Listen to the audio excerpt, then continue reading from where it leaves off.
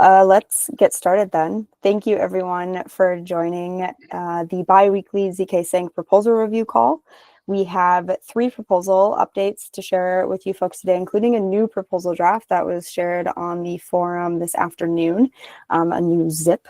And then we have Porter, the ZKsync ecosystem community guru extraordinaire, number one hype man. I feel like I had a really good title for you in a previous call, Porter, when you joined.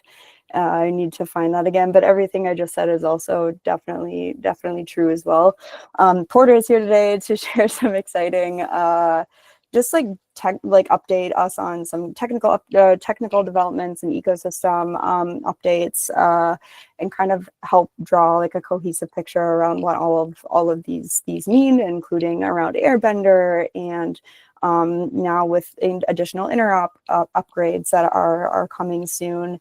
And also to talk a little bit more about Prividium as well and what's been going on there.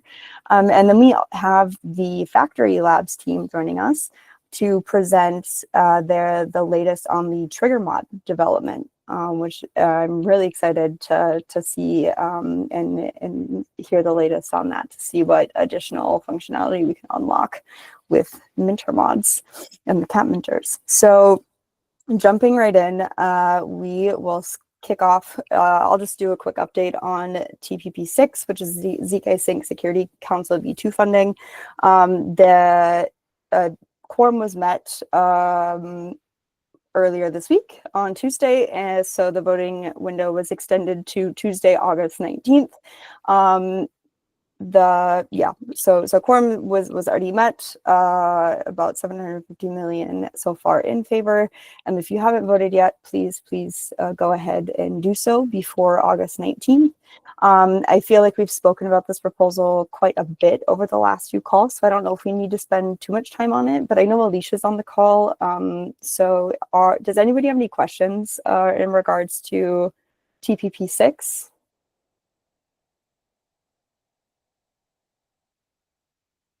Okay, great. And I'll also drop the link in the chat here if you have not voted on that yet.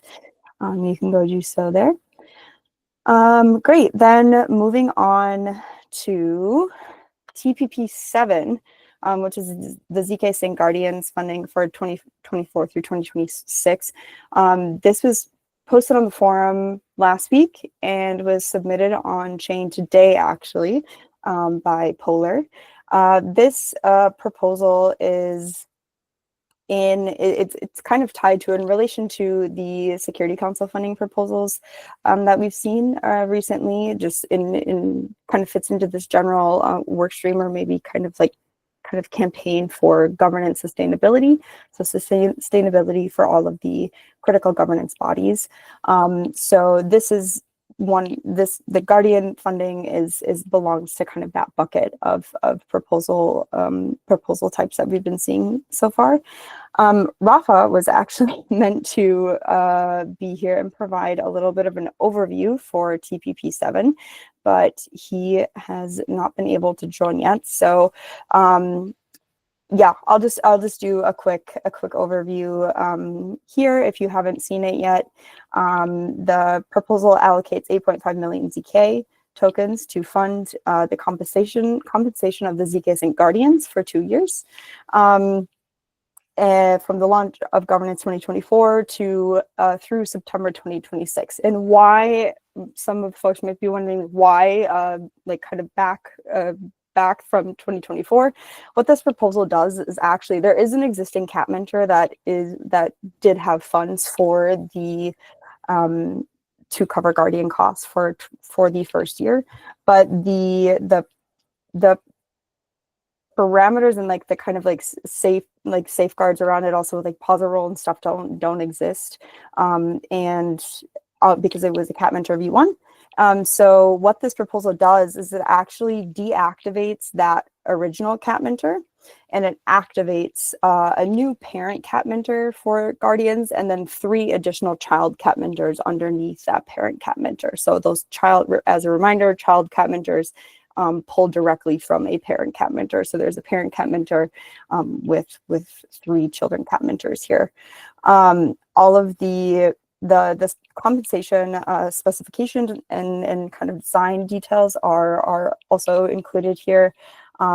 This also, just like the Security Council proposal, reduces the compensation and kind of reorganize the compensation for guardians for year 1 and also for year 2. So this is the details around year 1 and year 2 compensation are outlined here.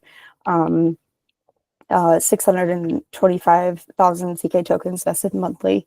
And the details for each of the deactivation of cat minter 1 are here, and then all of the additional details for the parent cat minter and the 3 child cat minters are included here. Yeah, I guess Alicia, maybe, I don't know if you would maybe have anything to add here in Rafa's place as well. Otherwise, if anybody has any questions.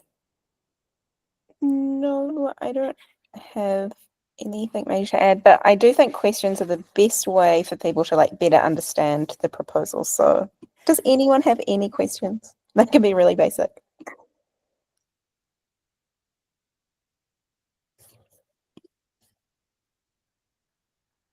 One other thing to note, I guess, also just kind of in the same pattern as the Security Council proposals, this proposal doesn't change anything about the structure or responsibilities or kind of bylaws in any way of the guardians.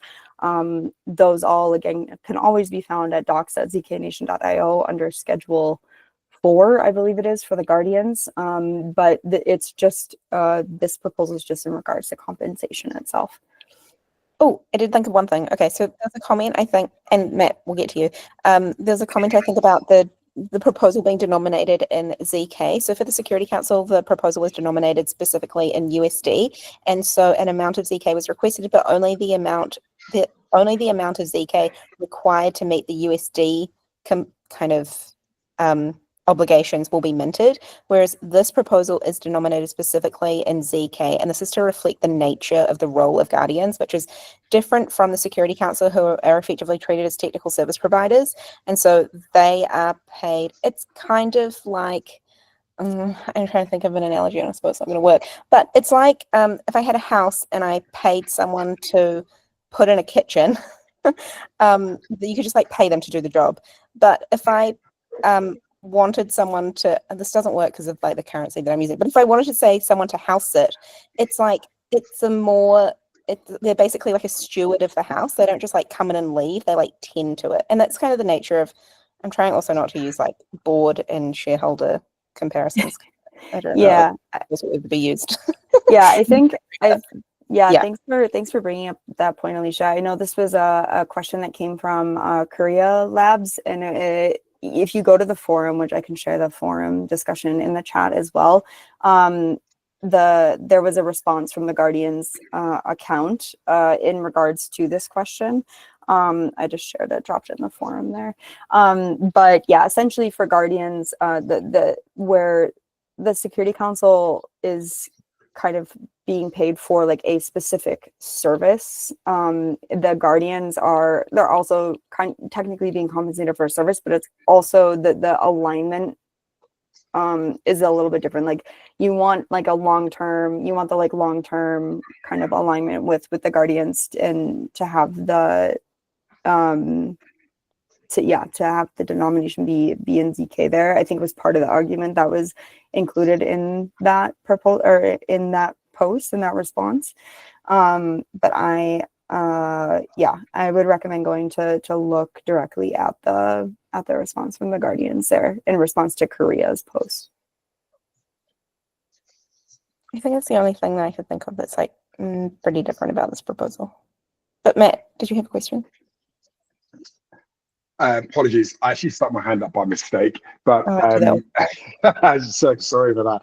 But I was actually just like thinking about the trigger mod in relation to what you've got here, and I think it's again. So when we come to the trigger mod, it'd be interesting to get your opinion actually on how you think maybe they could it could assist in what you're doing here with the Catmin to produce these tokens for these groups. So we can come to that in a bit, but it looks really interesting though. So thanks for presenting on that.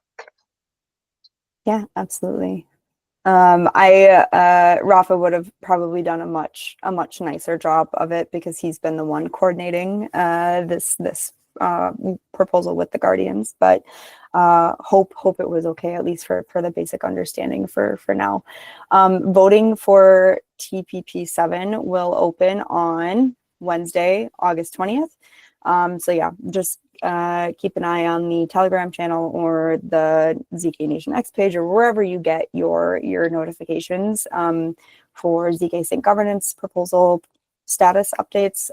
Keep an eye on there, and you'll get a notification for when voting starts for this. Great. Okay. Any other questions or comments for TPP7 for now? Okay. Then we will move on to ZIP12, which was posted on the forum today as well. Lots of action today for governance. So ZIP12 is the V29 interop messaging and fast finality upgrade. We've mentioned the V29 upgrade a few times over the last few months on various calls, kind of as part of this. It's part of this kind of longer implementation of interop for ZKsync. So exciting to see this next step be submitted. I believe we have Stas here today, also to provide a little bit of an overview. And I think Porter will probably talk a little bit about this too in his discussion. But Stas, did you want to hop on and say a few words? Okay, so I'll share screen. Sure. You see it? Okay, you should see it now. Correct. Yep. Okay, so V29 is our first step in the road of easy and quick interop for every ZK chain. And in this step, what will happen? We will enable message passing and message verifications between chains. So tokens, they cannot be transferred yet. But what can happen is I send a message from chain A, and after batch on chain A is fully finalized on gateway, then some other chain B, which also settles on gateway, it can verify this message. And all of our subsequent interop, which transfers value, makes, calls transactions, to all built on top of it. Also in this release, we only support proof-based interop. And what we mean here is that before a message can be verified, its batch needs to be fully finalized on gateway. And also interop is only available for chains that are settling on top of gateway. Yeah, so, but if some protocol needs to just pass messages between two chains, then this is already here. And even though it requires proofs, still, since the action is taking place on gateway, batches can be a lot smaller, and so the weights will not be very high. But shorter timeframes for interop messaging will come in subsequent upgrades. Also, what will happen is we'll add fast subjective finality. Basically, since OZK chains are state diff, are the Prividiums or state diff based rollups, and for state diff based rollups, it's not possible to get subjective finality before the full finality is done. What this means is that, for instance, for optimistic rollups or for ZK rollups that publish full transaction inputs, what could be done is someone just checks the inputs, gets the correct outputs, it recalculates them, and then it can accept deposits from this state, for instance. So that's why some exchanges like Binance could accept deposits from optimistic rollups a lot faster than they do from ZKsync. And what are the bottlenecks to make this process faster? One bottleneck is that we have 3-hour wait before a batch can be finalized on layer 1. This is for security reasons. And second bottleneck is that since chains that settled on layer 1, their batches have to be huge. And this also implies that there's firstly a lot of time to get this batch processed, and then there is a lot of time to get it proven.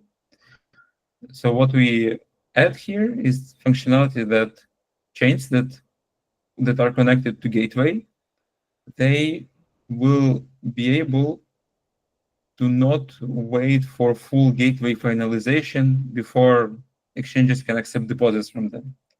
So since the chain settles, it's connected to gateway, its batches can be a lot smaller, and so sealing time, proving time can be a lot smaller. And secondly, due to our feature, it will not have to wait for the 3 hours for gateway to get finalized on layer 1. Besides of that, we also added some code refactoring, mainly related to things that are either needed for the features listed here or just for long-term ease of development. And yeah, this is zip 12 v29. So Awesome. Thank you so much, Stas, for presenting and for joining. I have 2 questions actually, but does anybody else have any questions for Stas first?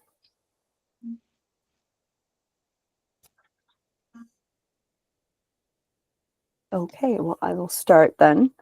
So my first question was actually in regards to gateway implementation itself with other ZK chains, just kind of asking for an update of like what's the status on that. I know or many people saw the notification for Era implementing gateway last week or not that long ago, and we've had a few questions from folks asking about like integration of gateway for other chains. And then also after v29, would love to hear kind of what's next. I know there was an X thread posted by Anthony Rose a while ago now, and he kind of listed out a few different upgrades in relation to Interop specifically. So just curious, like after v29, what else would be next? okay, so the first question was about gateway, and we already actually any chain, if it wants to, it can move on top of gateway, but we would prefer to battle test it a bit more before moving other ZK chains on top of it. And yeah, we want to do it as a gradual process, not to move everyone at once, but add the number of chains that are connected to gateway slowly to ensure that if anything goes wrong, we can quickly react, and reacting is easy. Well, yeah, so any further communication will follow, and the exact time and when next chain will be added, we're still discussing internally with partners. Okay, second question was about next upgrades. With regards to the next, after v29, follows v30. And what will happen in v30, we plan to add the ability to make cross-chain calls. These calls, they'll allow us to transfer value between different chains. And yeah, so that should be the next big feature of v30, transferring value between chains. So right now we can only send message from chain A to chain B and verify it, but from v30 you'll be able to actually send tokens to other users. Awesome, got it. Yeah, that's. And then like in the future there'll be also transactions and other things, but the scope of v31 and so forth, it's still to be discussed. Got it. Yeah, thank you. That's helpful and exciting to hear. Any questions or any reactions from anyone to what Stas has shared?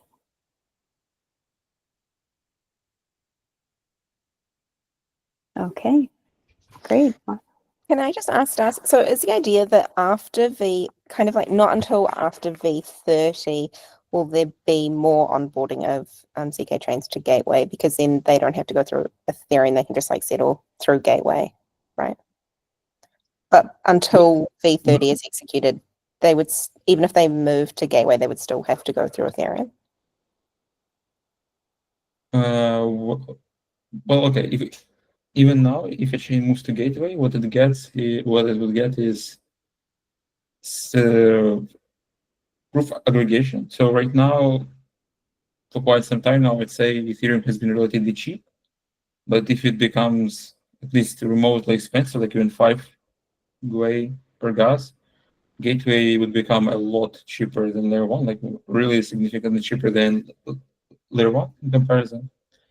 And also, chains that move on top of Gateway, they get Interop. So with V29, this Interop only supports messaging. Yeah, so these are 2 bonuses. Proof aggregation, it is like cheaper costs of settling and in basic Interop. But sure, interoping with V30 is more enticing. Okay, cool, thanks. Great. Okay. Awesome. Well, thank you so much, Stas, for joining and for sharing some details around ZIP12 V29 upgrade. We'll probably chat about this proposal a few times on the upcoming calls as well, as it moves through the proposal process. So yeah, we'll have more time to talk about it. And of course, as always, if you have questions, please leave them in the forum thread. I also just a note that the plan is to put this hopefully on chain at the start of next week, and so that will only have a 3-day delay, and so it might coincide really well with the Guardian voting period. Oh no, wait, did that just go on the forum now? So it'll be a week earlier. Okay. Yeah. So people have to turn up twice in 2 weeks. Sorry.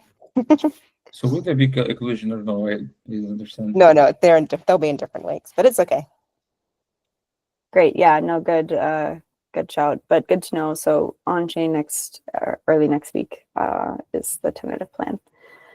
Okay. Great. Then that is all we have for proposal updates this call. Now I will pass the mic over to Porter to provide some updates, insights on Prividium, other Interop, or Interop in general, and then for Airbender as well. Yeah, I'll start with Prividium. We are still very, very busy internally on like Prividium BD calls. Like everybody wants a Prividium. There's so many like institutions who like I keep making the same points, but everyone wants like their own chain that's connected to everybody else, but still private. And the only option today is still like ZKsync Prividiums. I think Scroll actually had like a similar announcement. They're copying us, but they're like 6 months behind, so we're not really worried about them. The Prividium adoption is like really cool to see, like all of the work that we've done into like having customizable chains and making everything kind of like talking a lot to target customers. I think it's a big deal. I think a lot of people I see on Twitter have been like making. I see a common complaint of like people are too focused on the tech and like not enough on the customer. But I think ZKsync has taken like a cool path to end up being like the most focused on the customer out of anybody. Like everybody says our pitches are like very interesting. You want to hear all these wrong stuff? Yeah. I've been trying to convince him about ZK for like 4 years. I don't think that guy's going to learn at this point. But yeah, so Prividiums are very exciting. I don't have any like super concrete announcements today, but I'll keep you guys updated.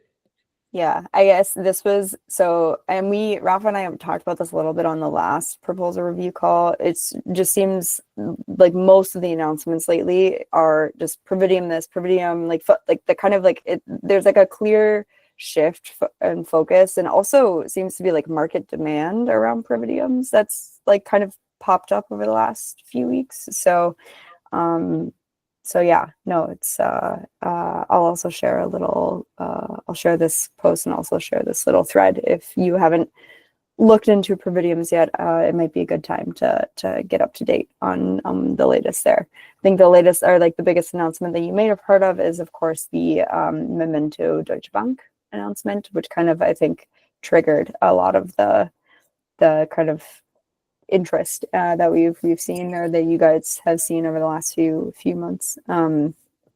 But yeah, great. I'll pass it back over to you, Porter. Yeah, Rafa wants more details on why Tolly was wrong. So what Tolly from Solana posted the other day was that he claimed that ZK could never make a blockchain faster. I tweeted back and forth with him, and within 30 minutes, he admitted that ZK would make Solana faster. He just doesn't want to do it. So it's not a very strong point. You should take that seriously if he backed down in 30 minutes. But the kind of like broader point, which like it's hard to express on Twitter, but I can say now, is like, if you have a chain going at some speed, and then you do like chain but like ZK proven, it's probably just going at the same speed. And that's kind of like the basics of this point. But like the reason we have ZK chains isn't just one chain by itself. It's so that you can have thousands of chains and they can all like trust each other much more easily. And this is like, I don't know, super obvious to everybody. And I don't know why he can't understand that there's going to be like many, many, many chains, and every one of them could be just as fast as Solana. In fact, our new sequencer, I don't know if it's been said on this call, but it's very close to 10,000 TPS already. I think actually it's past 10,000 TPS on, but it's not completely connected, so numbers might change a little bit towards mainnet. But yeah, we're doing very well on. I was gonna say, and speaking of speed, maybe it's a good time to talk about Airbender a little bit. Yay, my favorite thing. So yeah, Airbender is our new ZKVM, world's fastest open source prescribed ZKVM. I think it's the world's fastest out of anyone who is closed source also. I think we're just the fastest RISC-V ZKVM, no disclaimers. And so it is general purpose. We are definitely using it for ZKsync chains. This is like the new upcoming Airbender plus ZKsync OS upgrades, which we hope will be on mainnet in like October. I think is the latest date I've heard. So we're going to use Airbender for ZKsync. We also are going to use Airbender for Ethereum. I'm working on ETH proofs integration. We should be #1 ZKVM on ETH proofs like as soon as we get everything kind of connected and hooked up. So that'll be fun to be, yeah, we're going to be first place by a long time. SP1 and RISC-0 are not nearly this good, which is fun. And then we're also going to use Airbender for ZKsync, Ethereum, and then just other projects. So this is what I'm working on right now, is going around to different even blockchains, protocols, projects. Anybody who's using ZK somewhere could now be using Airbender. And so especially because Airbender is so fast and cheap.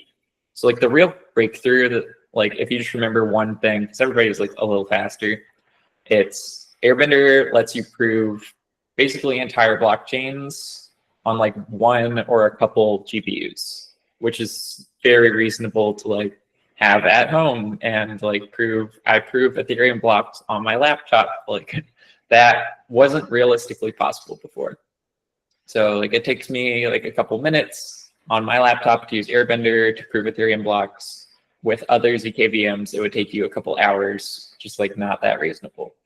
So yeah, this is like, to me, a huge, crazy like step change in how we can use ZK, is that it's like so cheap. You can run it at home, you can do it yourself, everybody can use it. So that's also why everyone I talk to wants to switch to Airbender. So all the other ZKVMs I'm bearish on, because Airbender is so much better that everyone's switching to us. So good news. Yeah, I just shared a quote or semi-quote from the ZK Namas podcast that Alex Glukowski did a few weeks ago.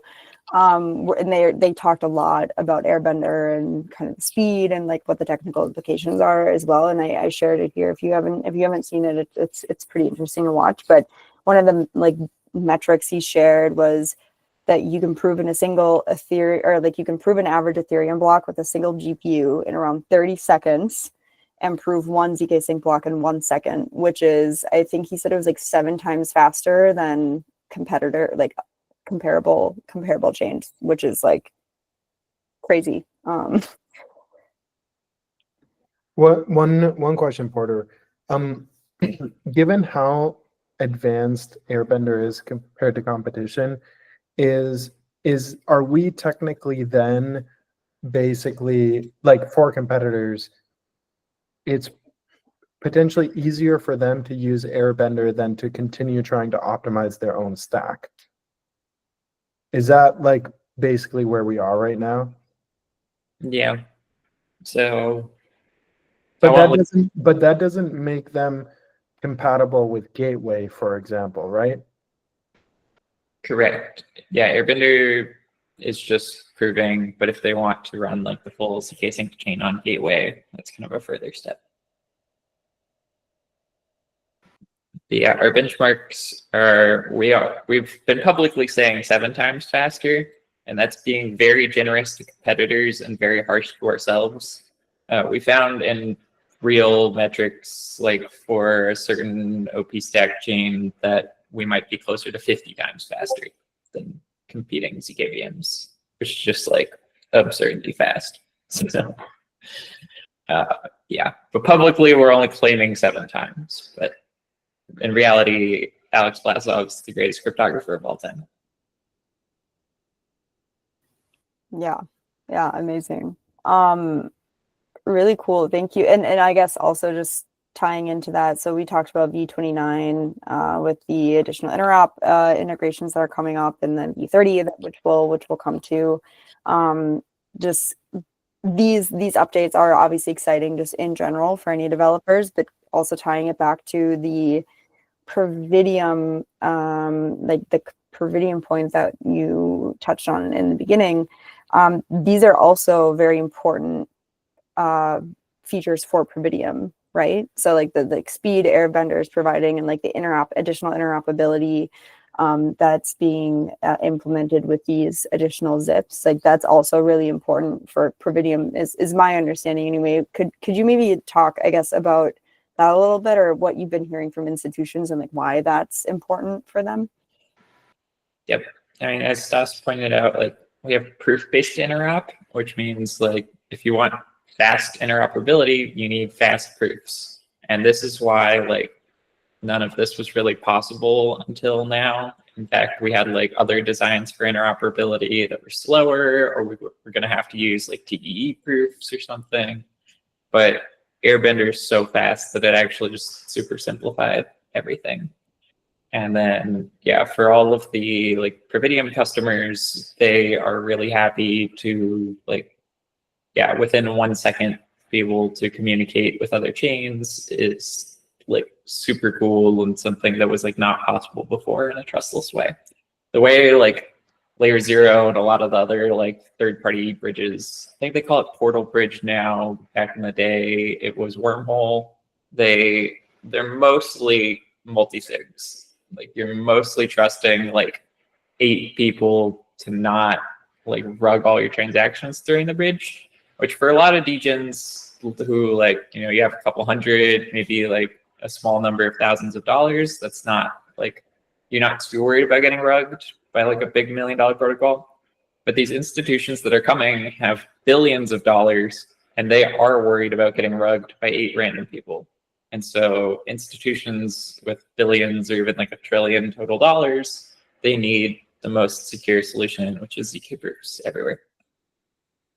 Yeah, no, that makes sense. Thanks for kind of tying that all together. I saw Rika has a question, and we'll take Rika's question, then we'll move on just for the sake of time to make sure Factory Labs has enough time to present the trigger mod.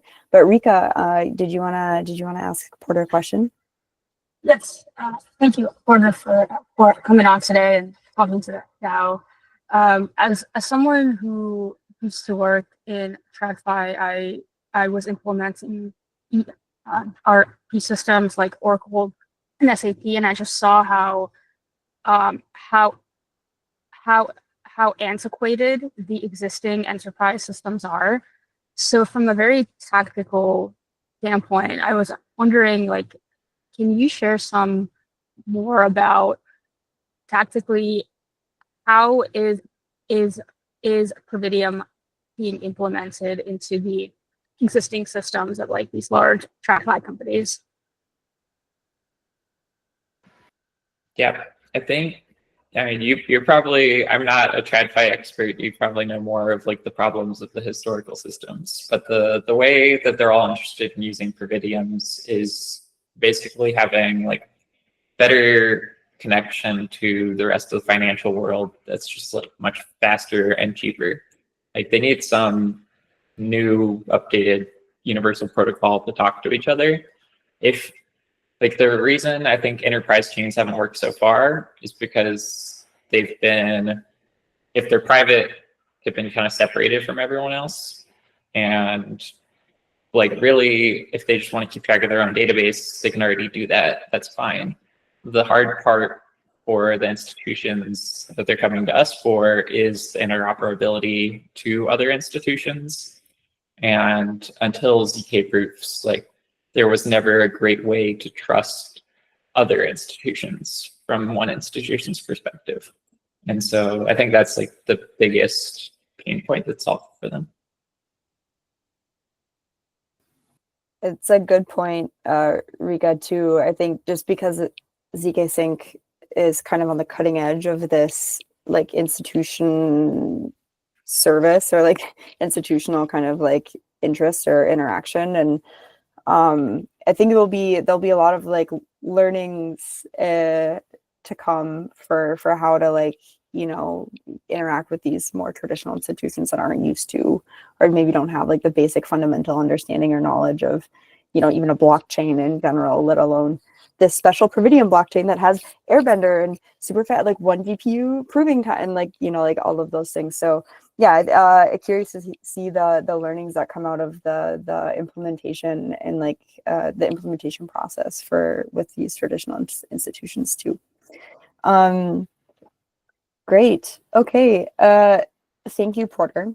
This is all really exciting stuff, and would love to talk about it more, but I know it's being talked about in many other spaces, and has been talked about in many other spaces, and there's plenty of recordings of those discussions as well, which I can find a few and link out to a few in the call notes, if for folks who are interested. But yeah, I just wanted to thank you again, Porter, for joining and for the discussion here today. It's helpful to keep these things in mind, especially in regards to governance and proposal development for governance, not only in regards to zips or protocol upgrades, but also in thinking about ecosystem proposals, like keeping in mind if this is kind of the direction or like where the market demand is coming from, or where development is going, keeping that in mind when thinking about what is the best way that like an ecosystem proposal could try to support that or kind of bolster that development as well. So okay, now we have our final thing on the agenda today, which is the trigger mod presentation from Factory Labs. I will stop sharing my screen and pass the mic over to Matt and Nick, who have a lovely presentation prepared for us today. Hey, good everyone. I'm just going to turn my camera on. Sorry for the kids' toys. So Nick, I think you want to kick this off, right? I'll let you give the introduction. Yeah, sure. Hi everyone, it's great to see you all. Yeah, so this is a piece of work that we've been collaborating with Rafa and Shelby on and Scopelift for the last few months. And yeah, it came out of the initial conversation about the token programs and ways in which we can build more permissionless pathways for TPPs going forward. And yeah, the kind of legacy of this is during the Ignite proposal, Factory Labs were sort of commissioned to do an analysis of the performance of the kind of operations of the multi-sig, how the steer codes operated, how the transactions flowed throughout that. And Matt will give you the sort of details on this, but we found a few sort of areas where there was possibility to improve the performance of the proposals and make them more permissionless, take out elements of custody where tokens were sitting in multi-sigs, where we were sort of coordinating groups of people to do very sort of operational transaction signing, which was kind of slowing everything down. So Trigger Mod is a smart contract that allows us to do to sort of skip out some of these steps by changing the sort of way that the capped minters operate. Mostly Ethereum token transfers are a kind of push model. They don't really carry any executable data. So what this does is kind of bring in some execution potential into these transfers via the cap minters. So I'll let Matt give you the sort of breakdown of how the mechanism works. Yeah, cool. Yeah, Nick nailed the introduction there. So just quickly on naming convention. So we got to Trigger Mod, I think, about maybe halfway through the process of creating this contract. So you may see it referred to as some other bits and pieces throughout the presentation, or even on the forum when we've made previous posts, which I'll link to as well. But yeah, just quickly, in case you're not aware of who we are, I'm going to yeah, so we're Factory Labs. We're London based. We specialize in blockchain R&D, and our goal is to basically build these kind of permissionless token rails, collective intelligence tools, and coordination tools. This presentation, by the way, I will share, so you guys will have access to that. So as Nick said, we analyzed the Ignite program. Shout out to Steve, actually. I think I see it. So I'm pretty sure I saw Steve in the chat there, who helped us actually get the data we needed to do this and helped us understand the transaction flow. So thanks for that, Steve. Appreciate the time. And yeah, we identified through that the transaction chain, the token custody risk of Ignite as a key operational pain point, which, as Nick said, we could automate in some way. We weren't sure how initially, but we knew we wanted to extend the capability of the cap minter framework. So our experience, and this is, I kind of think, a bit of a problem statement as to why we built this, and I think our experience is actually a really good example of it. From the beginning, when we spoke to Rafa, we've gone through the process of understanding things, and then it was just a case of getting through the contract legal side of things and getting the token payments and stuff. And nobody's fault. It was just that there were so many hands to touch, but it took nearly 3 months from that sign off moment to token receipt by us, which is a long time, right? So the goal was to reduce that period down and take away that pain, basically. If that's for us, then it must be for other providers as well. ZK, knowing the cap mint is there, but being able to extend that capability and make it useful so it could be a lot quicker, I think is valuable to everybody, for all future TPP users and designers, but also for end users as well, which we'll get to a bit later on down the process. But that's kind of the problem statement. So this was the existing Ignite TPP transaction flow. So as you can see, there's 3 multi-sigs in there, bunch of transfers, approvals, distributions, means it was elongated, let's say. And then in the end, it went to the users on liquidity pools, which meant there could be delays on getting payments out to users and things like that. And it's, again, not because anybody was trying to make things awkward. It was just that, we'll get to it in a second, but you can see there's a lot of signatures required in order to get this thing going. So I think this is a pain for everybody that was involved. And also what you found in this is that the transactions were bundled. So things that were going for liquidity pools and users and recipients was in the same transaction flow as, paying, for example, Factory Labs, or paying Scopelift, or paying Merkle, or whoever it might have been. So a lot of transactions all happening at the same time. And then if there's one missing signature, it's all over. So the goal was to work on that, basically, and improve this transaction flow. So what is the trigger mod function? And by the way, I hope this is in a good order. I've tried to get this so it makes sense, but if you have any questions, please let me know. Basically, the trigger mod lets you mint tokens from a cat minter and immediately execute multiple function calls. And that's all in one atomic transaction. And as Nick said, you can add in things like call data. So you've got more information to make this happen. Now, this is the new trigger mod flow. So you've essentially what you've got here is you've got the admin caller, who then calls mint via the trigger mod. That goes to the cat minter, mints those tokens, sends them back to the trigger mod, and then the trigger mod spins them out to whichever targets. It could be one, it could be as many as you want. And that all happens at the same time. So there's no custody flow. So I'm never sitting with the tokens.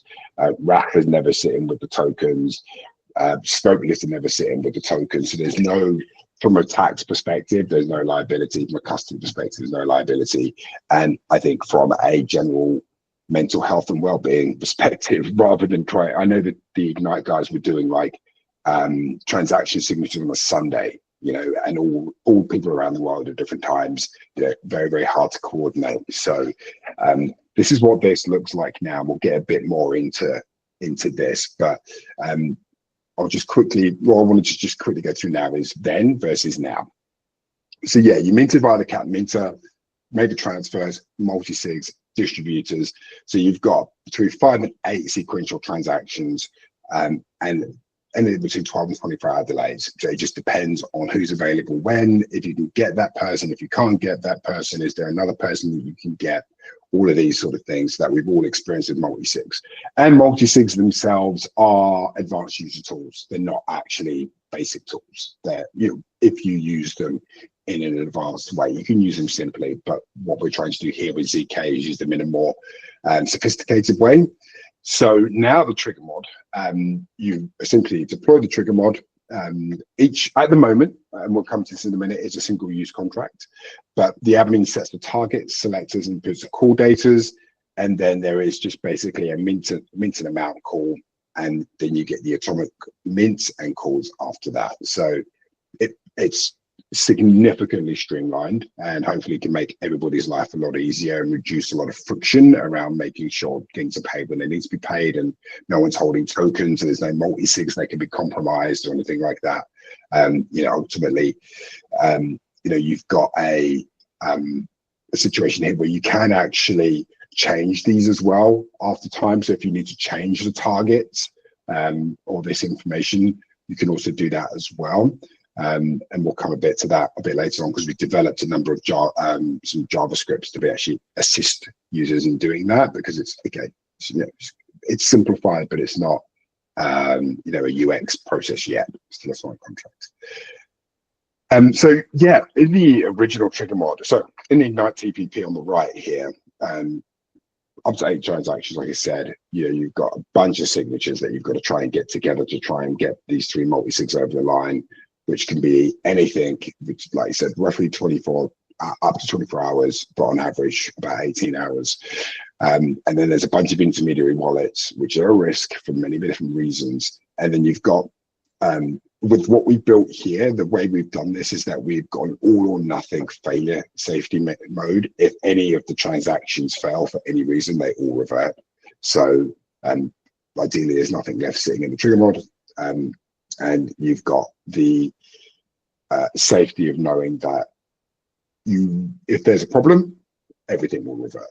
So you don't need to, like, as is with crypto, have a heart attack whenever you're making a transaction.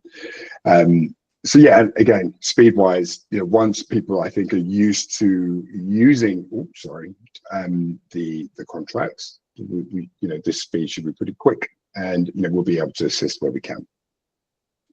So what we've done to make the trigger mod, again, even layers more user-friendly, is to set up a drips integration, which is deployed currently on testnet with ZK.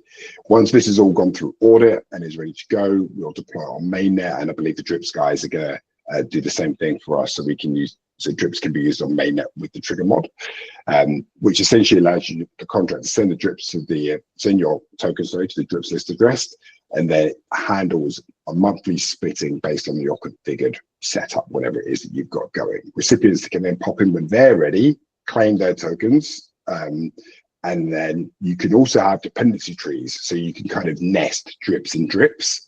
So if I have my own drips feed, let's say I'm a trigger mod recipient and I'm over drips feed, I can then have that feed into my drips feed, which might pay my service providers, for example. So it opens up a really nice, I think, layer of token distribution that you can kind of do yourself within drips, which is a fantastic permissionless tool to use for this. That's one of the reasons why we chose it, is in terms of our design thesis on this, the drips integration was just better suited to be permissionless, where the other tools that we're looking at, Sabia and things like this, great tools as well, just required a different trust architecture than what we built this around.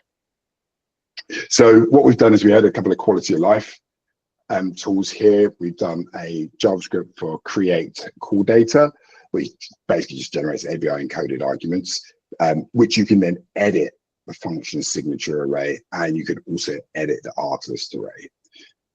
So that will help anybody setting up the trigger mod. Then additionally, on top of that, we created a JavaScript for call data for drip. So this can, if you're not using drip, you can just use the create call data. If you are using drip, you can use the create drip call data, and that will basically create the encoded call data that you need for drips. So I hope that makes sense. Please shout out any questions. I think someone's dropped a question. I'll answer that in a second if I can, or Nick will. But yeah, we thought this made a lot of sense because it's, I think it's not that it's finicky, but so the contract's not finicky, I should say. It's quite straightforward, but this is just to make life easier for everybody to deploy this and use this tool to make it actually usable.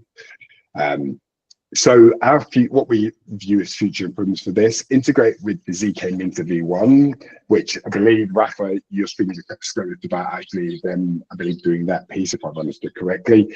A governance UI for the call parameters and the call data could be really interesting to help people like do that side of things.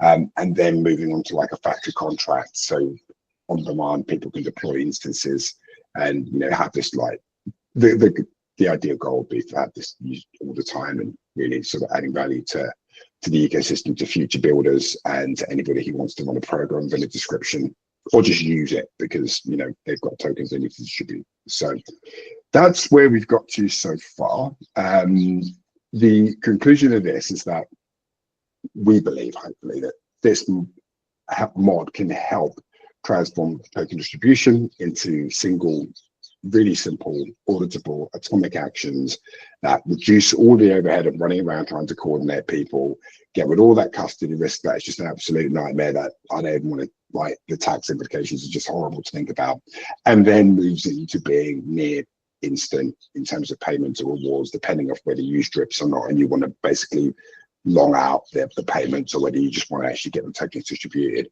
instantly, quickly. So we believe if we had this mod back in December, things like payments and stuff like that for things like this could be done really, really quickly and hopefully simply, and can make everybody's lives a bit easier. So I hope I'm not over time. I think I've got a few minutes left for questions. So yeah, please, anybody have anything they would like to ask?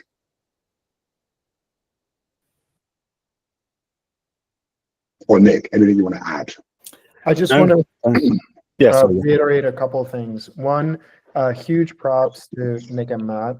I think when we first conceived of this idea last October, it takes a lot of work to create something elegant. And I think that what Matt and Nick have found here is what I think a fairly elegant solution, the same way that Uniswap has found the solution of hooks.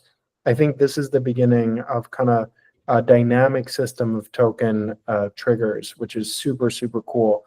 There's more work to do, obviously, how we integrate oracles, how we extend it into the universe of other components, but just big props to Matt and Nick for helping getting this over the line.